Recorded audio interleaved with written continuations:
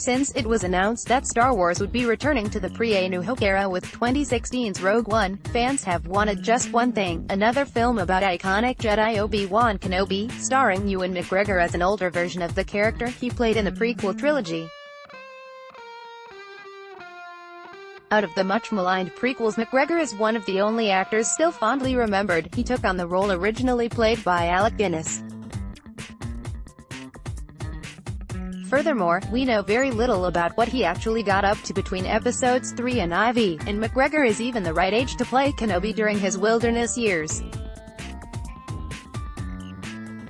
All that, plus the actor himself is still up for returning to the character, as McGregor revealed when he recorded a voice cameo for 2015's The Force Awakens.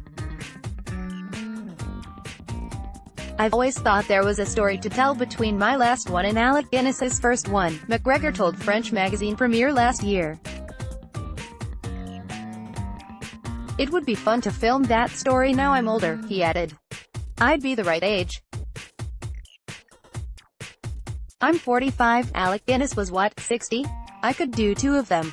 Harrison Ford gate-crashed Alden Ehrenreich's Star Wars interview Solo, a Star Wars Story Reviews roundup. Alden Ehrenreich impresses as young on RadioTimes.com newsletter. Get the latest TV and entertainment news direct to your inbox. Meanwhile, last summer saw reports that Stephen Daldry was in talks to bring the film to life, though there was never any confirmation that the project was going ahead. "All in all, it's an enticing idea, but why is it relevant now? Over the years this story has popped up every now and again, with little information to confirm or deny it, but now fans are wondering whether Kenobi, a Star Wars story, could be closer than anyone expected." Solo, a Star Wars story, is released next week, and many fans are wondering whether McGregor might have a sneaky cameo in the film designed to set up a future Obi-Wan spin-off. After all, the film's set around the same time as any Kenobi film would be, between episodes 3 and IV, and explores a similar idea, following the younger years of a character, in this case, Han Solo, as he embarks on adventures we only heard whispered about in the original trilogy. Actor Ewan McGregor arrives for the premiere of the film, Solo, a Star Wars story, in Hollywood. Frederick J.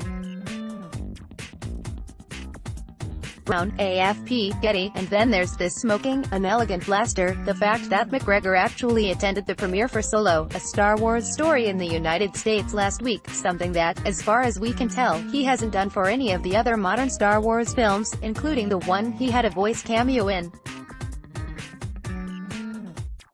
Already, some fans are jumping to conclusions and confidently predicting a 2020 release date for Kenobi, a Star Wars story, following on from Episode 9, but before the new trilogies planned by Rian Johnson and Game of Thrones creators David Benioff and D.B. Weiss. So is it really happening? Well, at the moment we know as much as you do. It's certainly possible, but at this stage we might have expected to know more about the project if it were really in the works. Even if McGregor were on board, it doesn't necessarily mean Lucasfilm would have found the right story and director to bring Master Kenobi back into the fold.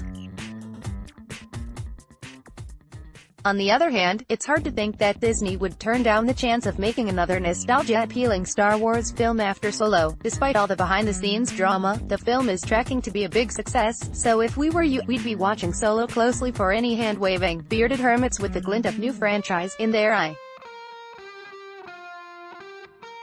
Solo, a Star Wars story, is released in UK cinemas on the 25th of May.